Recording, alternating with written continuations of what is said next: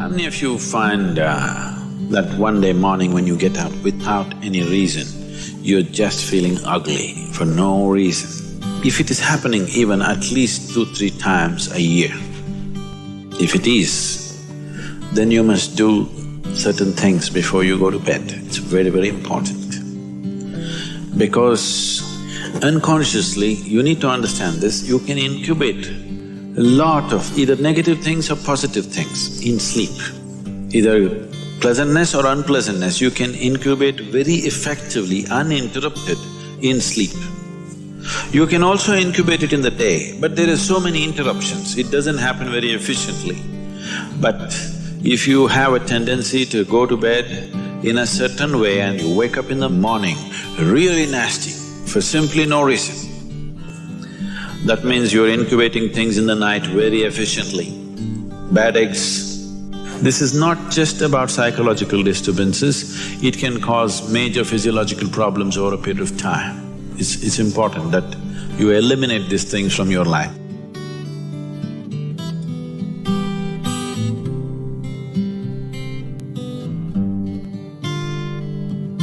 So, before you go to bed in the night, there are certain things that you need to take care of.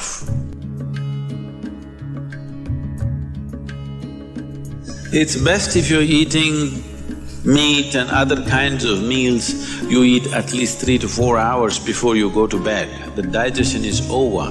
Before going to bed, drink a certain amount of water and go to bed. You will see it gets taken care of just like this. One simple thing can be just a shower. Always to shower before go to bed, it'll make a lot of difference.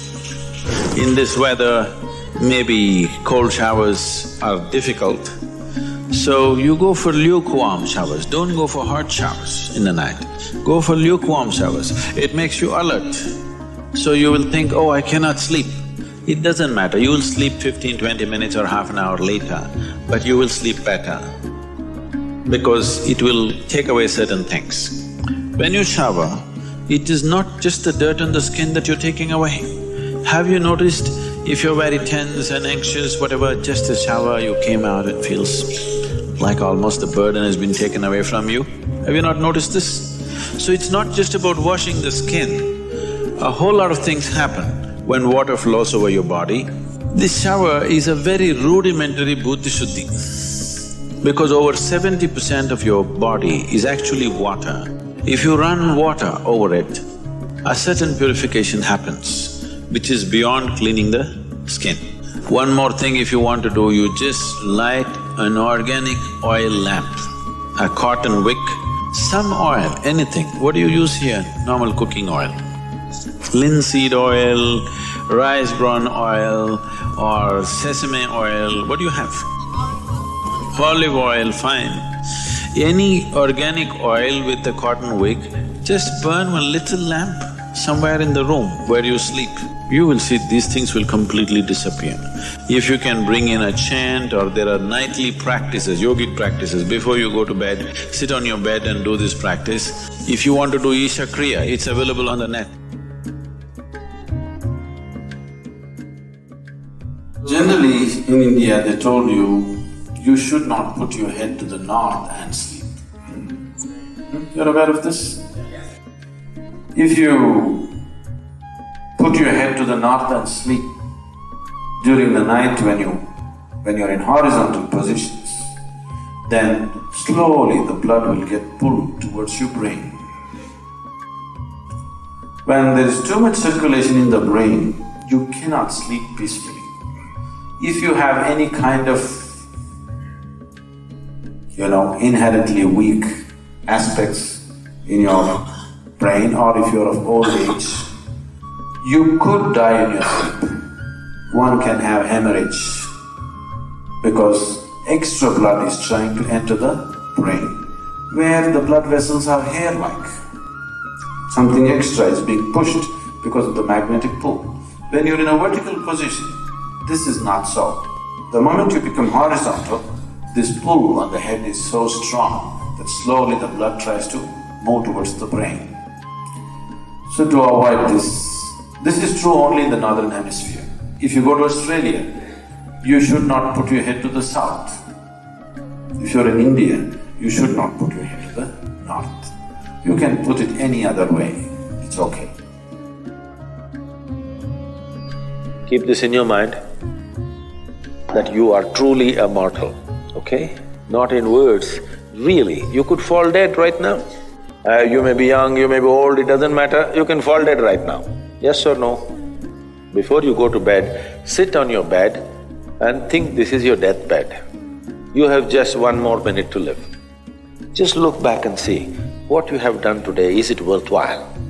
Just do this one simple exercise. And you don't know when it really happens, whether you'll be sitting on your deathbed or lying in a hospital, all kinds of things sticking into you.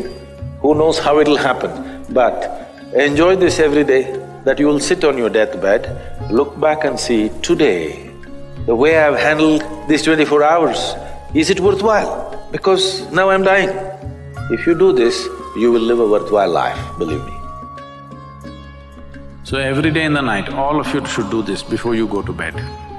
Last 3 minutes, everything that you have gathered, the body, the content of the mind, things, don't ignore small things, these small things are big things. I've seen how people are carrying their own private pillow, you know, because it's very important. So, your pillow, your footwear,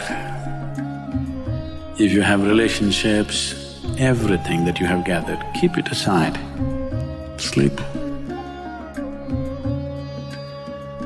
If you sleep in that condition, you will wake up with much more light, with much more energy, with much more possibilities than you have imagined possible. Just sleep as life, not as a man, not as a woman, not as this and that.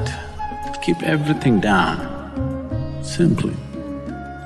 See, this is getting too easy. Just sleeping sadhana. At least this you must do.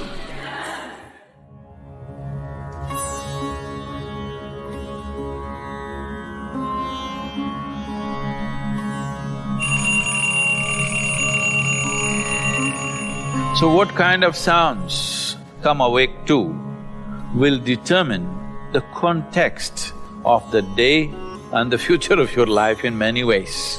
So coming awake to an alarm bell with a certain start is not the best way to do your life.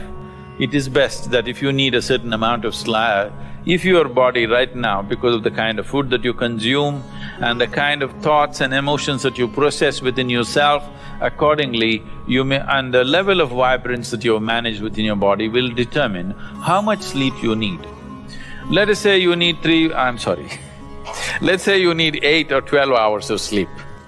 I was saying the wrong number Whatever amount of sleep you need, you know how much you need. So you go to bed early enough so that you come awake naturally. If you're coming awake naturally, and suppose you have a doubt whether you will come awake or not, if you have a certain chant, if you've identified one of the Vairagya chants, you can use it.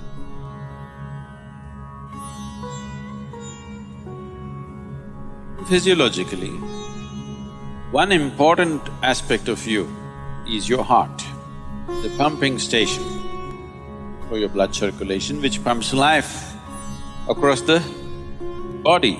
If this one thing doesn't happen, nothing happens. This starts from left side. So we told you, in India they have told you, when you wake up, you must roll to your right side and get up. Have they? Left side, if you roll and get up, bad things will happen to you. Did they tell you? Bad things are not about that. When you're in a certain state of relaxation, when the body is in a relaxation, the metabolic activity is low. When you get up, there is a certain surge of activity. That's why they told you in India, see, all these things are built into your life which you're throwing away. The whole science of living has been built into your life. They told you in the morning before you wake up, you must rub your hands together and see like this, huh? Not see like this, you must place it upon your eyes. You do this, you will see God. not about seeing God. If you rub these two things together, all the nerve endings, there's a heavy concentration of nerve endings in your hands. If you do this, the system comes awake immediately. You're feeling asleep, you're feeling sleepy, just do this and see. Everything comes awake. So morning, before you move your body, you get it awake first and then place it upon your eyes. Instantly a whole range of nerves connected with your eyes and the other aspect of your senses come awake. Before you move your body and your brain should be active. You shouldn't get up dumb, that's the idea. Understand? So you do that and then roll over to your right and get up. Today, if all of us go to bed, by tomorrow morning, nearly 250,000 people won't wake up. Natural death in the world. Suppose you wake up tomorrow, you guaranteed? Have you come with a guarantee card? No guarantee card. So suppose you wake up, let's say. Just do this much, I'm telling you, this is a simple first step to your spiritual process. Tomorrow morning, when you come awake, check, you really awake or you dead? If you're awake, it needs at least a little celebration. You don't have to get up and dance, at least you can smile, still on. 250,000 people died. They were like you and me, poof, they went off, isn't it? Wherever you look, they're not there. Here I am still, alive. One big smile, will you? I'm talking management. Then if 250,000 people died, at least 3 to 5 million people lost somebody who's dear to them. You check those 3, 4, 5 people who matter to you, all of them alive today. One more big smile, hello? Will you or not? Alive. If suppose right now, we put a gun to your head, will you think it's a relief? No. You'll be terrorized, isn't it? So that's how precious it is to be alive, isn't it so? That's how precious it is for you to be alive. So tomorrow morning, 250,000 people died overnight, but you're still alive. Does it not at least deserve a big smile, I'm asking you? And all the people who matter to you are all alive today. One more big smile?